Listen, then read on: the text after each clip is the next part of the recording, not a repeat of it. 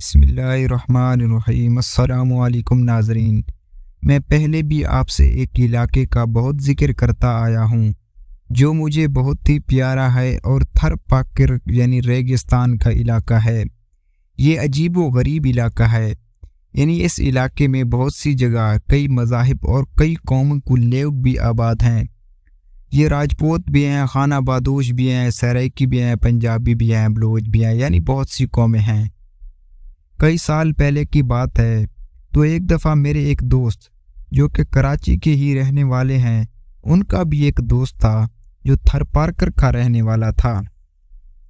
تو اس نے میرے اس دوست کو اپنے ہاں کسی ایک شادی پر مدعو کیا۔ میرے اس دوست نے مجھے بھی آفر کی کہ بھائی تم بھی ہمارے ساتھ چلو۔ اب بہت منع کرنے کے باوجود وہ دوست نہ مانا، تو اس نے کہا کہ بھائی تمہیں چلنا ہی پڑے گا۔ بار بار کے اصرار کے باوجود میں اس کے ساتھ چل پڑا، یعنی روانہ ہو گیا۔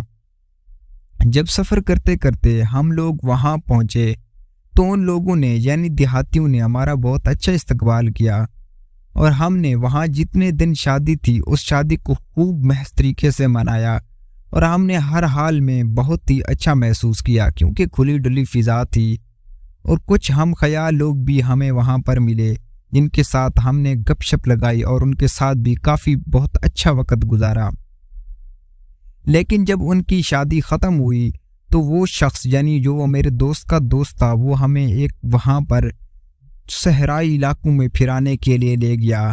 شام کا وقت قریب تھا، یعنی عصر کا وقت تھا، تو وہاں پر ہم نے اس صحراؤں میں ایک شخص کو دیکھا۔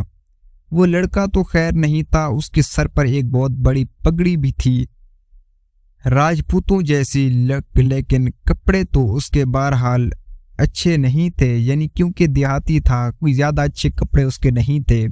اس کے ہاتھ میں ایک لمبی سی ایک چھڑی بھی تھی، اور وہ کوبرا سانپ کا شکار کر رہا تھا۔ وہ کوبرا سانپ کو قابو کر رہا تھا، اور اس شخص میں تو بلا کا اعتماد ہی لگ رہا تھا۔ وہ شخص ایک ہاتھ لہرا کر سانپ کو فن اور اعتماد کے جادو سے مست بھی کرتا تھا، یعنی ان کو مستی دیتا تھا، اور ان کو کبھی کبھی کوبرا سانپ خوفناک ہو پر اس پر حملہ بھی کر دیتا تھا۔ جب سانپ اس پر حملہ کرتا تھا تو وہ اپنی سوئی یعنی جس کے آگے اس نے بیکر وہ چیز ہوتی ہے جس سے ہم سائنس کی لیبارٹریوں میں یعنی جو سائنس کی لیبارٹریاں ہوتی ہیں لیب میں تجربات کرتے ہیں۔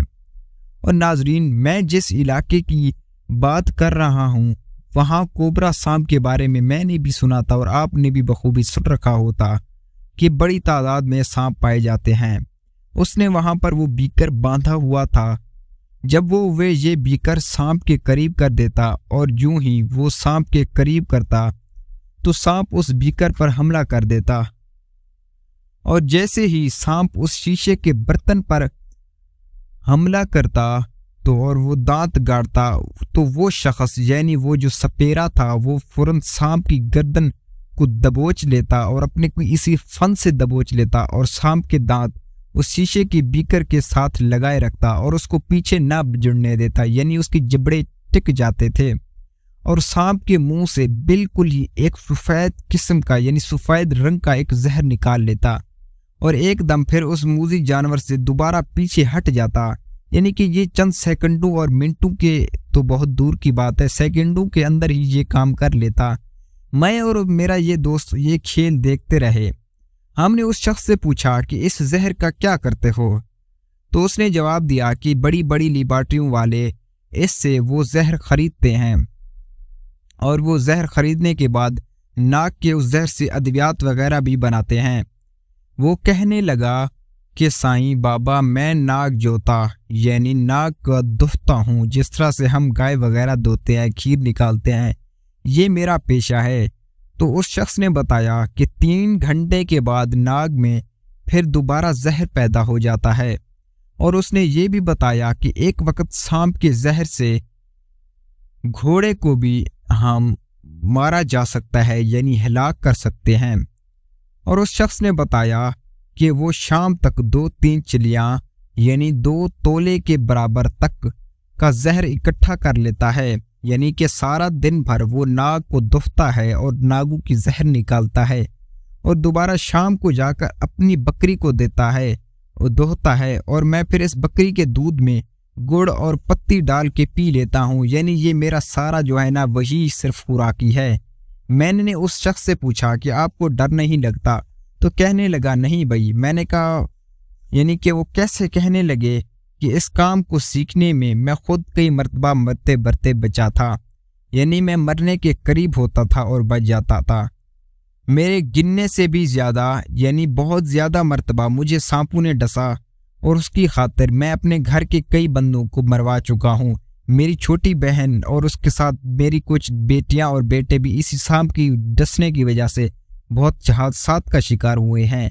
लेकिन मैंने ये सोचा कि अगर करना है तो यही काम ही करूँगा, इसके अलावा कोई भी काम नहीं करूँगा, क्योंकि ये मैं नहीं चाहता था कि इसकी वजह से मैं इतना एक पहले नुकसान उठाया तो दूसरी बार मैंने सोचा कि एक नुकसान तो मैं इससे उठा ही चुका हूँ, तो अब ये ख़त्म ही क्यों कर दूंगा, यानी क्यों ही करूँगा। तो उसने कहा कि अब मैंने इतना तजर्बा और बुनियाद हासिल कर ली है कि मैं बग़ैर किसी कोशिश और बग़ैर किसी हिम्मत के तो इस मकाम पर ही पहुँच सकता हूँ।